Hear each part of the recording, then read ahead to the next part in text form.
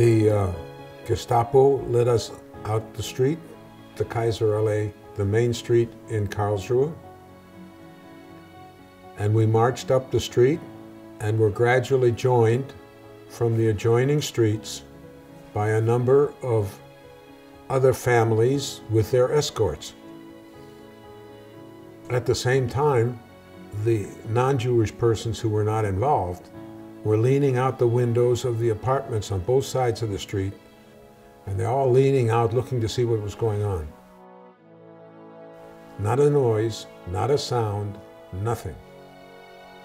They merely watched, and when they saw the Gestapo, nobody took any action, nobody took any effort, nobody helped us, nobody offered water, nobody offered anything. Some of the elderly people were in some difficulty. Some of them had trouble walking, and they were pushed along with the crowd. I'm told that by the time we got to the railway station, there were about 900 of us in the group.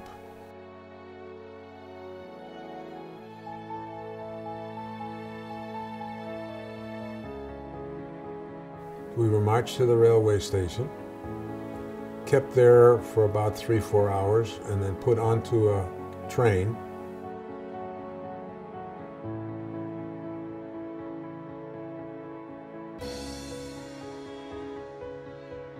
Three days later, we were transferred to open trucks with guards, armed guards, to Camp de Gurs.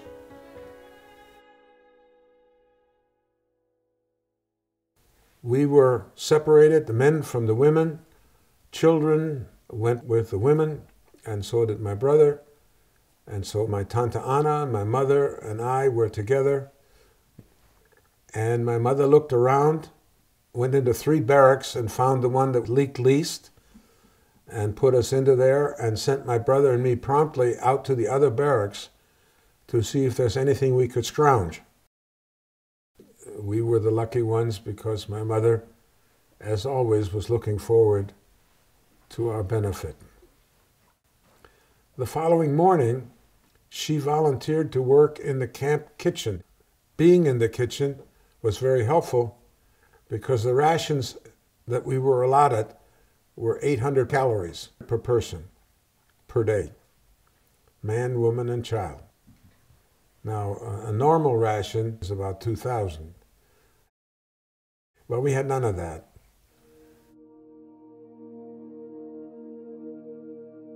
What reminds me mostly of Gurs, and when people ask me about it, the word is mud. All around the barracks was mud, mud, mud. And some little old ladies got stuck in the mud and tried to retrieve their shoes and fell down, drowned in the mud. So every morning, a cart went through the camp and picked up bodies from the mud. Body count every day from the camps, and this was not a death camp, was somewhere between 14 and 24 on a daily basis.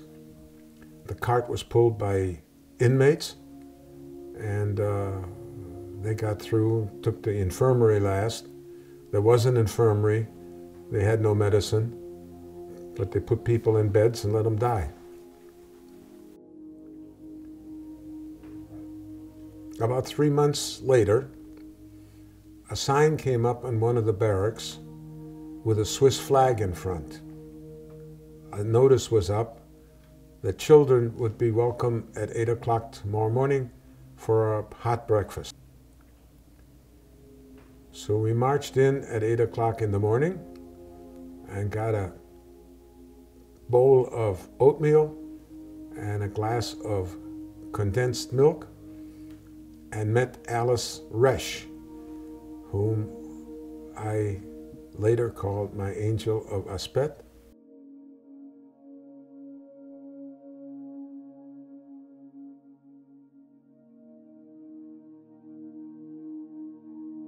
She was wonderful.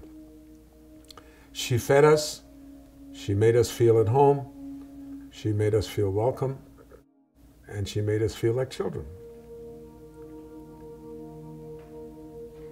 And that continued for about 3 weeks. And then she managed the first convoy out of the camp of the children.